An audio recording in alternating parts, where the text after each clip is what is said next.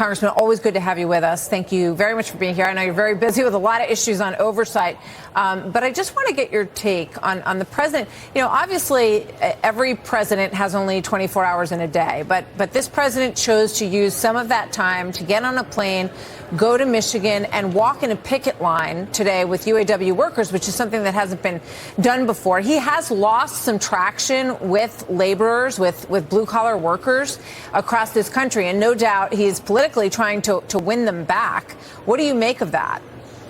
What I think of it is, this is ridiculous. It is politics. It's posturing. It is continued weakness. It is no leadership.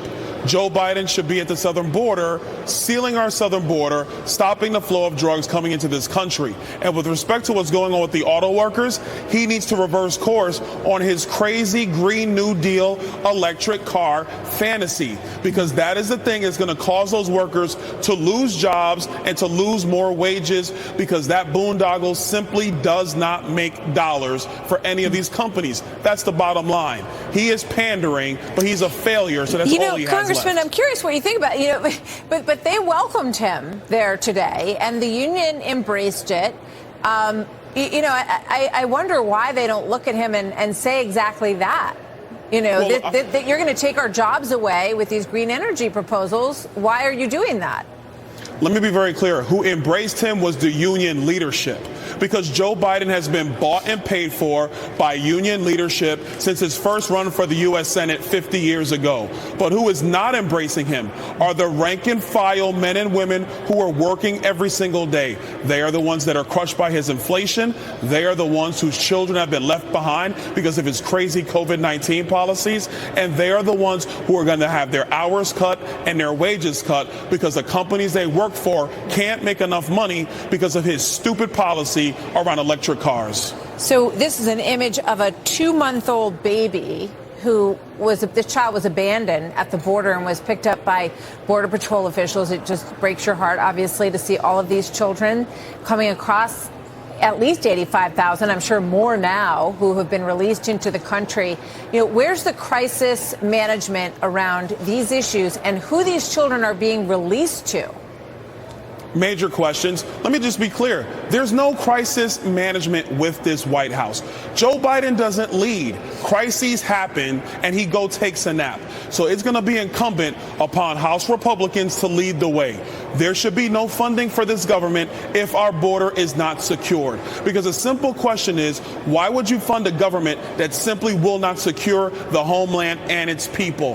And for that matter, why would we let this happen where young kids are just left unaccompanied, left to fend for themselves? Young girls are raped at the southern border. They're raped on the journey by the coyotes and the drug cartels to our southern border. This is totally inhuman what Joe Biden has done. It's got to stop. You have outlined a crisis which is very real. We know the numbers. We see what is happening in these situations. You say that you are willing to shut the government down over this issue, right?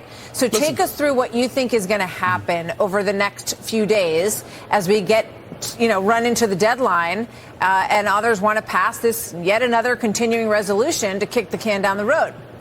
Well, there's a couple of things. I think the Senate, they just want to do a clean CR, and then they want to see everybody around Christmas or January. I'm a flat out no to that. If this government continues in operation, the border must be secured.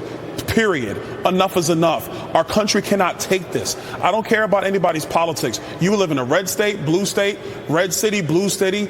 Everybody's getting this damage done to them, and it's simply because of radicals in the executive branch who want this policy. They've been wanting it a long time. Now the American people have to see it. But it's backfiring on them, Congressman. So why don't they shift around it? Because it's backfiring on them. They're losing. You see the numbers of Latino voters, black voters who support who support Republicans and conservatives. Those numbers are rising. You also see that the border issue is a negative issue for him at this point based on what's going on. Oh, listen, the reason they won't reverse course is because the staff at the White House, the staff at Homeland Security, they are ideologues. They have wanted this open border policy for as long as they've been in politics, and now they got it. They're not going to reverse course. So Congress has to force their hand and do what's necessary to make them reverse course and secure our border. You're willing to shut down the government over this issue, and do you think you're going to get somewhere? Do you think you will end up with a secure border as you define it? I'll be clear. Joe Biden wants to shut down because as far as I'm concerned, if he secures the border, there will be people on Capitol Hill to work with him. But if he chooses not to secure our border, it will be his choice to shut down the government, not ours. Okay, going to be tense. We'll see where it goes. Congressman Donalds from Florida, thank you very much. Always good to see you, sir. Thank you.